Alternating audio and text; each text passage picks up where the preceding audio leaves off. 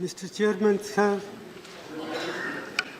I rise to highlight some of the problems that have arisen after the decision to demonetize 500 rupees and 1000 rupee currency note. Prime Minister has been arguing that this is the way to curb black money, to prevent growth of forfeited currency note, and also to help in control of terrorist finance activities.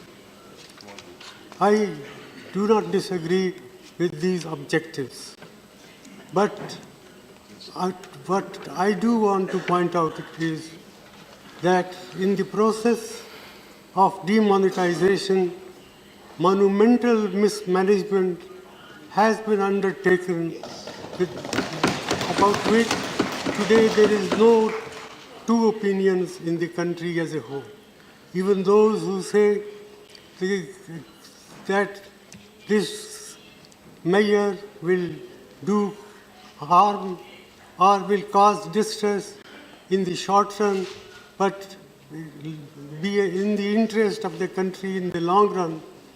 Well, I am reminded of what John Keynes said once, in the long run, all of us are dead. And therefore, it is important to take note of the grievances of the people, the ordinary people who have suffered as a result of this imposition on the country overnight by the Prime Minister.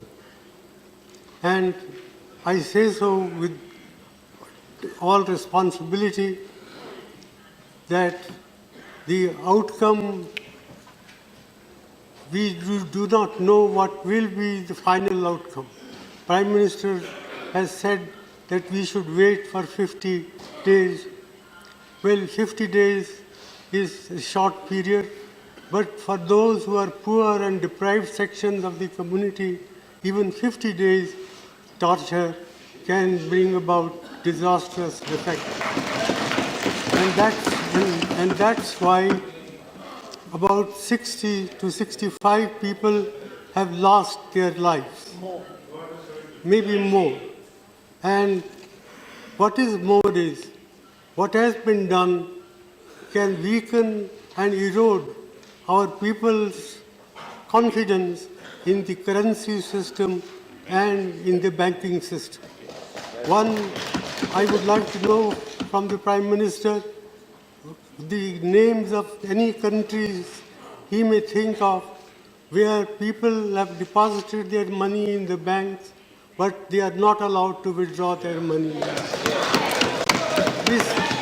This alone, I think, enough to condemn what has been done in the name of greater good for the people in the world. And, sir, I would further like to point out that, in my opinion, this scheme of monetization, the way it has been implemented, will hurt agricultural growth in our country, will hurt small industry, will hurt all those people who are in the informal sectors of the economy. And my own feeling is that the national income, that is the GDP of the country, can decline by about 2 percentage points as a result of what has been done. This is an underestimate, not an overestimate. Therefore, I feel that the Prime Minister must come with some constructive proposal how we can implement the scheme and at the same time prevent this distress that has been caused to the common people.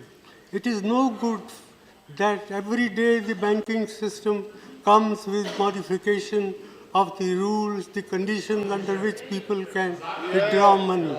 That reflects very poorly on the Prime Minister's office, on the Finance Minister's office, and on the Reserve Bank of India. I am very sorry that the Reserve Bank of India has been exposed to this sort of criticism, which I think is fully justified. I therefore not like to say much more than this. I urge upon the Prime Minister to find practical, pragmatic ways and means to relieve the distress of the people who happen to be a great majority of our people. After all, 90% of our people work in the informal sector. 55% of our workers in agriculture are feeling distress.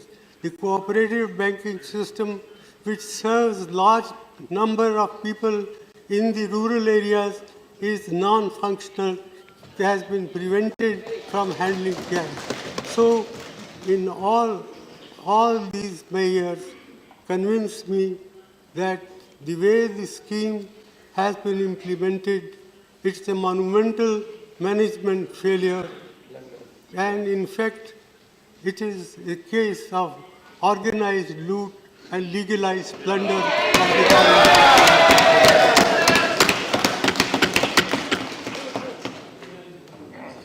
With these words, sir, I conclude it is not my intention to pick holes in what one side does or another side does, but I sincerely hope that the Prime Minister will, even at this late hour, will help us to find practical, pragmatic ways and means to provide relief to the suffering people of this country. Thank you. Thank you.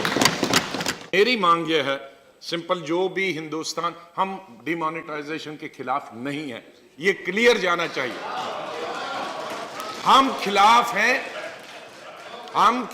हैं कि लोगों को जो तकलीफें हो रही हैं